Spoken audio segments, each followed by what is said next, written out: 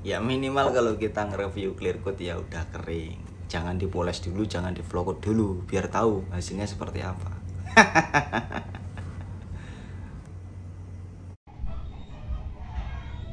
Nah ini mas, ini yang panel berikutnya. Yang tadi kan aluminium, ini panel ABS nya mas. Kelihatan keriting ya mas ya. Nah ini kasusnya itu kemarin udah bagus banget mas, udah pasang stripping, udah clear coat tebal, udah mengkilat, tapi stikernya kembung. Biar hasilnya sempurna, saya bongkar lagi, saya amplas lagi, saya cat lagi, baru cat hitam. Tapi hasilnya begini. Pasan karena saya nggak saya epoksi ya mas ya. Pul, mau ngamplas apa Pul? Ini ngamplas body Scorpio, ngamplasnya pakai DMS Premium. DMS ya Pul. Iya. Ukuran berapa Pul itu? Ini langsung 800 ini. Oke, karena Masih cat bawaan pabrik. sebenarnya cat bawaan pabrik itu bisa langsung kita mau naik langsung ke base coat Pul. Tapi kan di sini prosesnya kita kan konsepnya belajar ya. Jadi ini kita amplas dulu Pul. Rata ya Pul ya? Betul. Harus rata ya. Jangan sampai ada yang ketinggalan. Nanti kita langsung naikkan ke filler. Oke Pul, lanjut. Assalamualaikum warahmatullahi wabarakatuh. Berjumpa lagi bersama saya di channel Bayar Praslur. Gimana kabarnya? Tentunya dulu terus selalu jaga kesehatan dan jangan selalu jaga image. Ini si Ipul mau nembakin filler ya. Terus di sini kita mau bahas videonya teman kita yang dari Bali. Kemarin itu trouble-nya seperti itu, yang seperti yang dijelaskan ya. Di sini kita mau jelaskan dulu bahwasanya itu tindakan yang kurang benar. Jadi teman kita itu saat pengaplikasian cat sampai clear coat itu memang sudah bagus katanya ya. Terus ada kendala di stikernya gelembung. Nah, pengennya diulang lagi, mau di clear lagi, mau dicat lagi. Ternyata pemilihan grid amplas dia salah. Jadi bahan yang udah di clear itu diamplas dengan grid 400 terus di base coat lagi ya. Jadi itu terlalu baretan dari 400 tadi masih meninggalkan jejak alhasil seperti yang video teman kita tampilkan tadi. Itu masih ada semacam guratan-guratan hasil dari 400 yang diresap oleh thinner yang dibawa oleh clear coat ataupun base coat. Nah itu bisa mengangkat atau menggerakkan cat lamanya. Itu ya, itu jawaban kemarin dan sudah diperbaiki, sudah saya kasih tahu solusinya gitu. Oke, di sini Saiful pengen belajar lagi. Di sini saya memang suruh Saiful untuk mengaplikasikan epoxy filler dari Alpha. Terus kemarin juga ada yang tanya, Mas coba pakai Alpha dong. Nah di sini kita coba turutin pakai Alpha. Di sini karena konsepnya kita belajar ya, ini pengaplikasian epoxy filler di atas cat lama ataupun cat pabrik ya. Terus untuk pengamplasan sanding tadi Saiful diaplikasikan amplas ukuran 800. Terus di sini naik filler dilakukan Saiful sebanyak 2-3 lapis. Terus untuk mixing rasio daripada epoxy itu teman-teman, biasanya pada umumnya epoxy itu di 4:1, maksimal 2 thinner.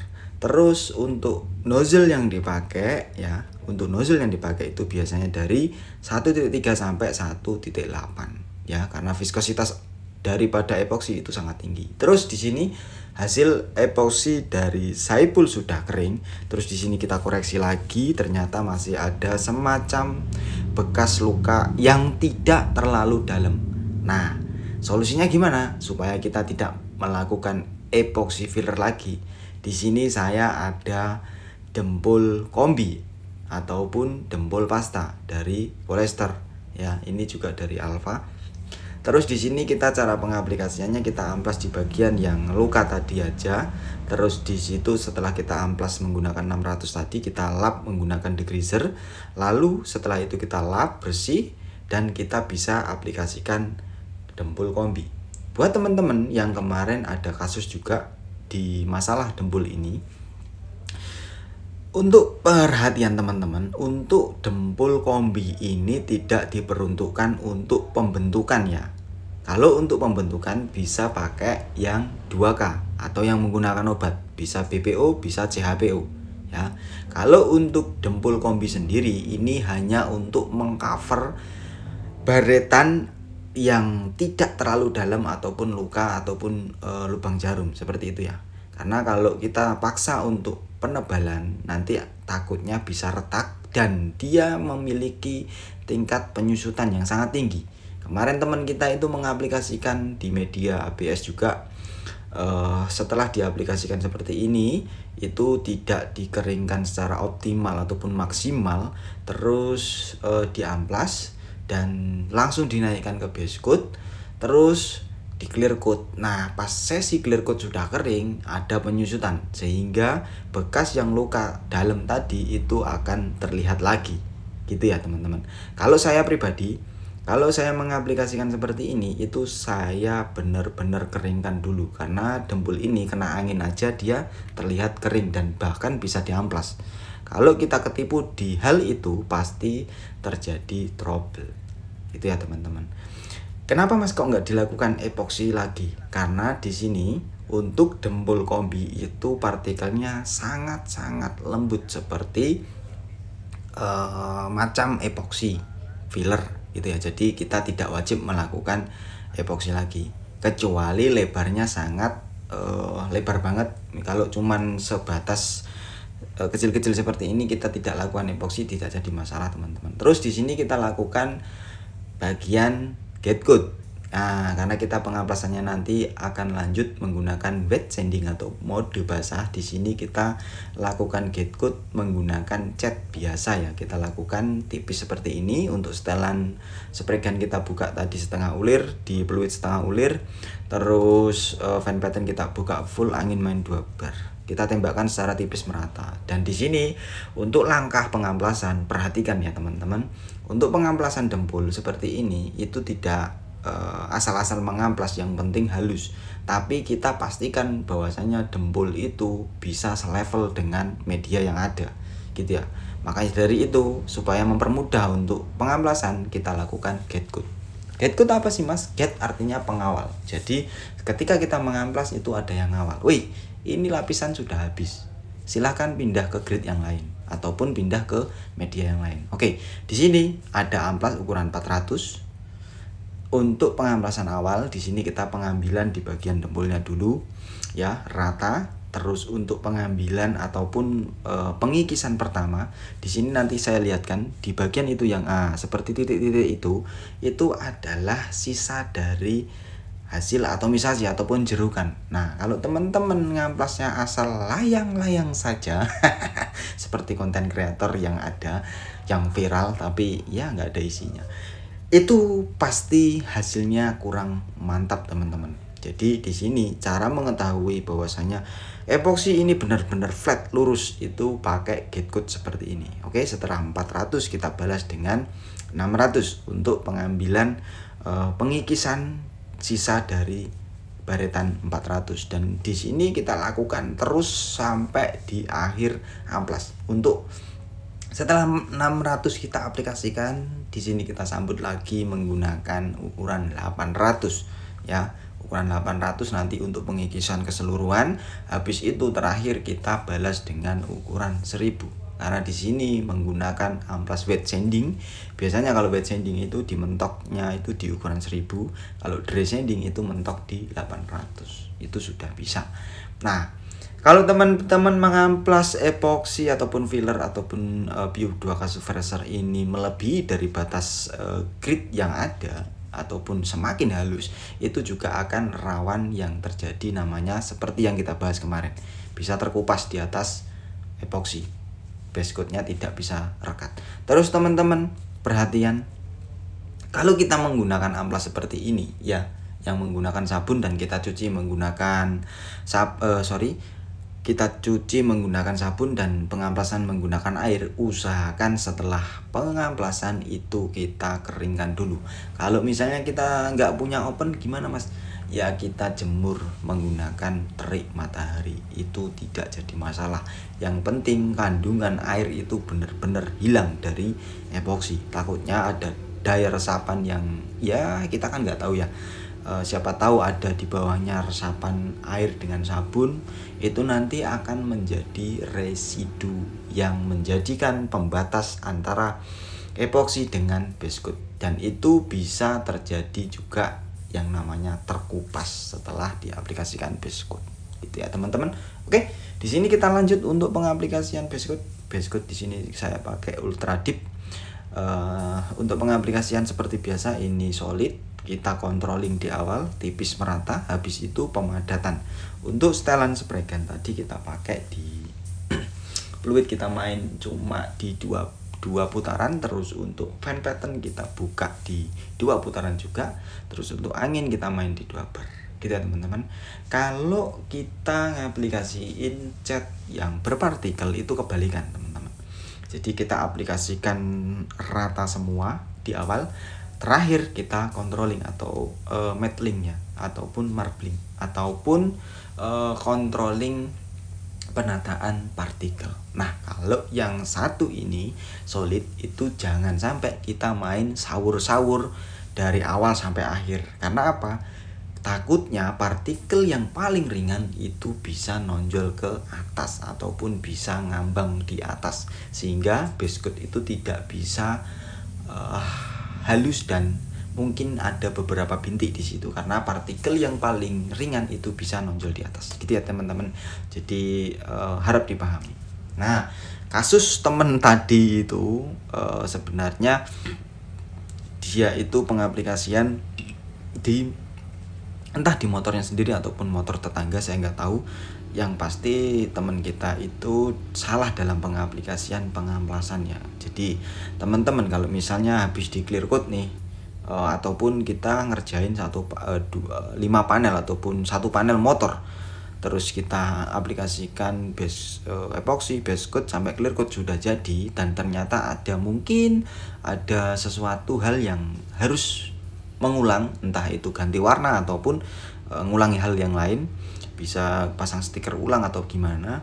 Nah pengamplasan clear coat itu tidak boleh diamplas di bawah 600 ya, minimal itu di 800 ataupun 1000.